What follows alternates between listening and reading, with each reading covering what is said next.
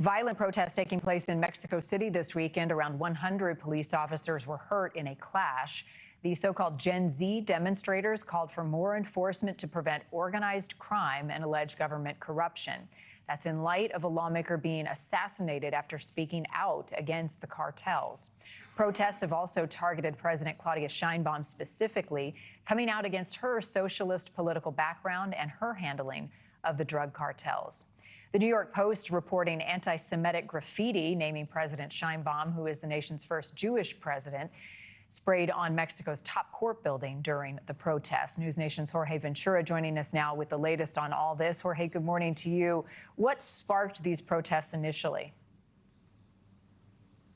Well, Marty, really what's sparking that anger within Gen Z in Mexico was the killing of Yucatan Mayor Carlos Manzo, who really became a symbol of this protest. Manzo spoke openly about cartel violence in his town, and this motivated thousands of young people to hit the streets of Mexico City on Saturday, protesting on what they say is the government's failures to protect communities across the country from organized crime and corruption within the Mexican government. Thousands of young people, Gen Z, took to the streets. Many could be seen wearing cowboy hats, paying tribute to the late Yucatan mayor. Thousands rallied outside of the National Palace where President Claudia Sheinbaum lives and works. Now, protests did turn violent when crowds clashed with authorities protecting the National Palace. Protesters attacked authorities with rocks, fireworks, and sticks. Some protesters could even be seen grabbing riot shields from authorities. And after several hours of demonstrations, officers used tear gas to disperse their large crowds, as you can see there on your screen. And according to Mexico City Security Chief, 120 people were injured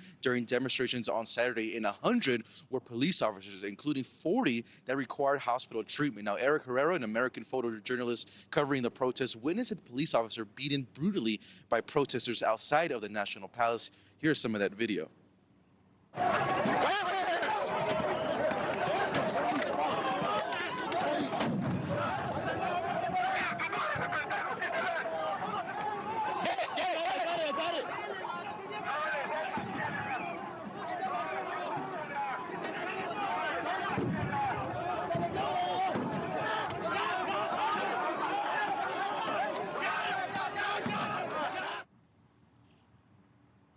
You see those intense moments there on your screen as several protesters assaulting the single police officer. Herrera telling NewsNation he felt he was going to witness the police officer killed with the amount of people beating him. The day did end with 20 people arrested. Now, Saturday's demonstrations in Mexico City drawing reaction from lawmakers back in Washington, D.C., with Republican Congressman Carlos Jimenez saying, quote, "We support peaceful demonstrations against the Sheinbaum government as its citizens are tired of their country being held hostage to narco-terrorists. It appears that the people have finally realized that Sheinbaum's government is part of the problem and not the solution." Now, President Claudia Sheinbaum has responded to those protests. She has questioned the motivations of the protests and says that many of those groups were backed by right-wing parties in the country, Marty. Yeah, troubling video. So scary to see that officer being beaten up. Jorge, the question then becomes, does this violence push the U.S. to take a stronger role against the cartels? Any indication of that so far?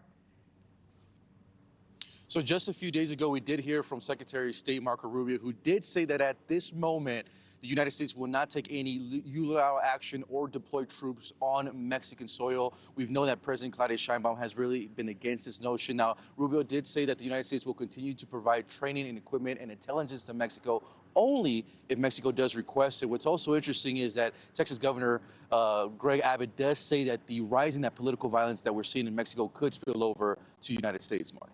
Thank you for watching. Subscribe below and download our NewsNation app right now on your phone, and you will get fact-based, unbiased news for all Americans.